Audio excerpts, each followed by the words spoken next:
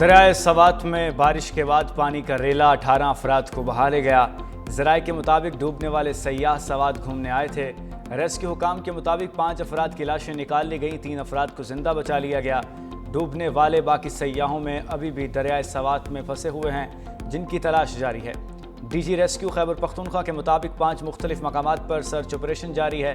80 اہلکار search operation میں حصہ لے رہے ہیں۔ ذرائع کے مطابق سیاح ناشتہ کر رہے تھے کہ پانی کا بہاؤ، تیز ہوا اور ریلا 18 افراد کو بہا لے گیا۔ ڈوبنے والے تمام افراد کا تعلق ایک ہی خاندان سے ہے۔ مخصوص نشستیں نظر ثانی کیس کی سماعت کرنے والا آئینی بینچ ٹوٹ گیا۔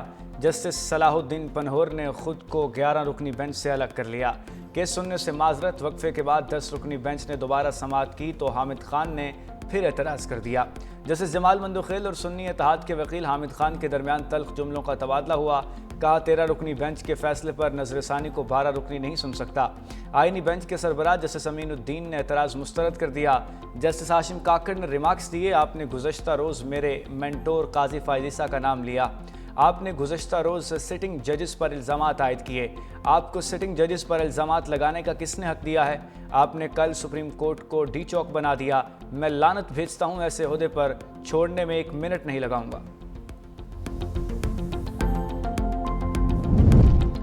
فیلڈ مارشل سعید عاصم منیر کی 52ویں کامن ٹریننگ پروگرام کے افسران سے ملاقات، پاک فوج کے ضمانہ امن اور دیگر حوالوں سے متعلق امور پر بات چیت۔ آئی ایس پی آر کے مطابق فیلڈ مارشل نے اداروں کو مستحکم کرنے کے حوالے سے ضرورت پر زور دیا۔ فیلڈ مارشل کا سول اور ملٹری قیادت کے درمیان بہتر ہم آہنگی کی ضرورت پر زور۔ آئی ایس پی آر کے مطابق فیلڈ مارشل نے قومی سیکیورٹی سمیت داخلی اور بیرونی چیلنجز پر اظہار خیال کیا۔ خطے میں امن و استحکام کے لیے مسلح افواج کے متحرک کردار پر بھی روشنی ڈالی۔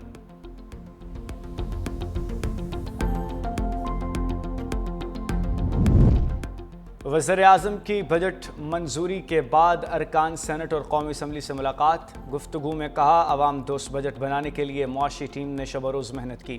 تمام اتحادی جماعتوں کے مشکور ہیں جن کی مشاورت سے عوامی امنگوں کی ترجمانی کرنے والا بجٹ تشکیل دیا گیا۔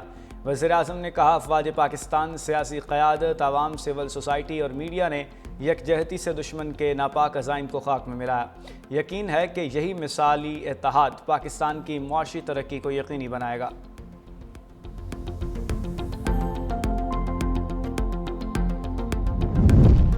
قومی اسمبلی اجلاس میں ضمنی گرانٹس کی منظوری کا عمل جاری۔ قومی اسمبلی نے مالی سال 2024-25 کے لیے 180 ارب 87 کروڑ 17 لاکھ 90 ہزار کے ضمنی گرانٹس کی منظوری دے دی۔ اپوزیشن کا اسپیکر ڈائس کے سامنے احتجاج جاری۔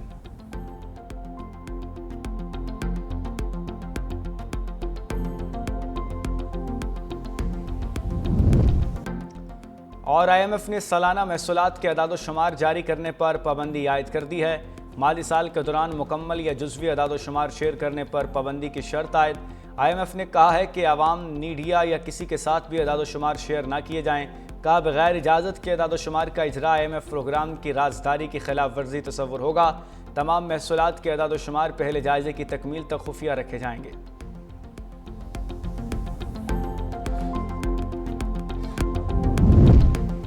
امریکہ کی ایران کو پابندیاں ختم کرنے کی پیشکش کا امکان۔ امریکی ٹی وی کے مطابق ایران کو بیرونی بینکوں میں اس کے 6 ارب ڈالر استعمال کرنے کی اجازت دی جا سکتی ہے۔ مذاکرات میں اہم ترین شرط ایران کو یورینیم افزودگی کی اجازت نہ دینا ہے۔ ایرانی سویلین نیوکلیئر پلانٹ کے لیے اربوں کے ذریعے سرمایہ کاری کی پیشکش کا فیصلہ کیا گیا ہے۔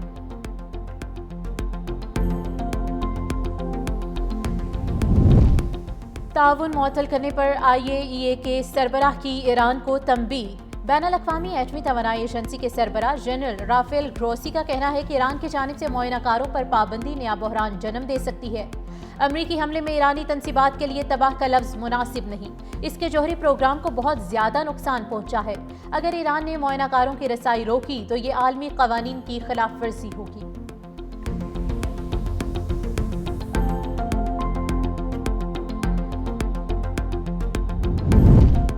دہشت گردی پوری دنیا کے لیے مشترکہ خطرہ ہے، اسے سیاسی مقاصد کے لیے استعمال نہ کیا جائے۔ وزیر دفاع خواجہ آصف کی ایران پر اسرائیلی حملوں کی شدید مذمت۔ خواجہ آصف کی شنگھائی تعاون تنظیم کے وزرائے دفاع اجلاس میں شرکت۔ تاجکستان، ایران، قازقستان اور چین کے وزرائے دفاع سے ملاقاتیں۔ کہا بین الاقوامی برادری اسرائیل پر جنگ بندی کے لیے زور ڈالے۔ غزہ میں انسانی بحران اور اسرائیلی بربریت پر بھی گہری تشویش کا اظہار۔ فلسطینیوں پر حملے بند کرنے اور فوری مستقل جنگ بندی پر بھی زور دیا۔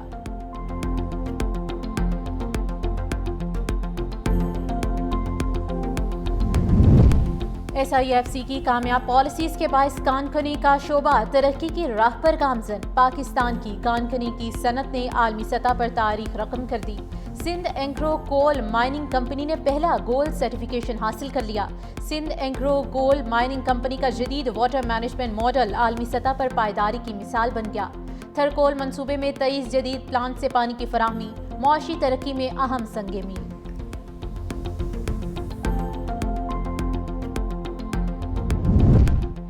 عاشورہ محرم میں امن برقرار رکھنے کے لیے پنجاب بھر میں دفعہ 144 نافذ۔ محکمہ داخلہ پنجاب کے مطابق پابندی کا اطلاق 6 جولائی تک ہوگا۔ محرم الحرام کے دوران ڈرونز اڑانے کی اجازت نہیں ہوگی۔ جو ڈرون اڑائے گا اس کو گرفتار کیا جائے گا۔ سوشل میڈیا پر بھی نفرت انگیز پوسٹ کرنے کی اجازت نہیں ہوگی۔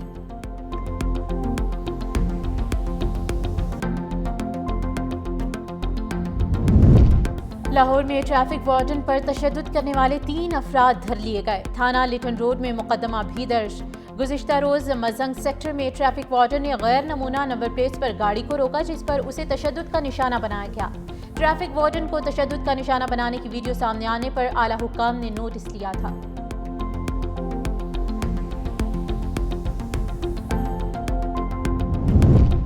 ترکیہ کا امریکی F-35 پروگرام میں دوبارہ شمولیت کی خواہش کا اظہار۔ نیٹو سربراہی اجلاس سے واپسی پر طیارے میں گفتگو کرتے ہوئے ترک صدر اردوان نے کہا ہم نے F-35 پروگرام سے کبھی دستبرداری اختیار نہیں کی۔ اس معاملے پر ٹرمپ سے بات چیت کے بعد پیش رفت کی امید ہے۔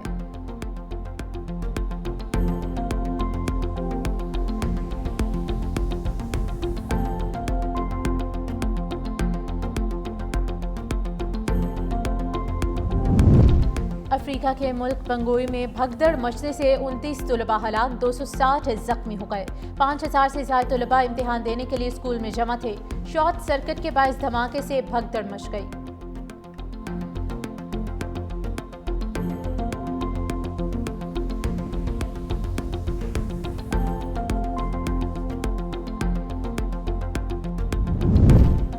ICC نے کرکٹ کی پلینگ کنڈیشنز میں کئی تبدیلیاں کر دی۔ ٹیسٹ کرکٹ میں بھی سٹاپ کلاک متعارف کرانے کا فیصلہ۔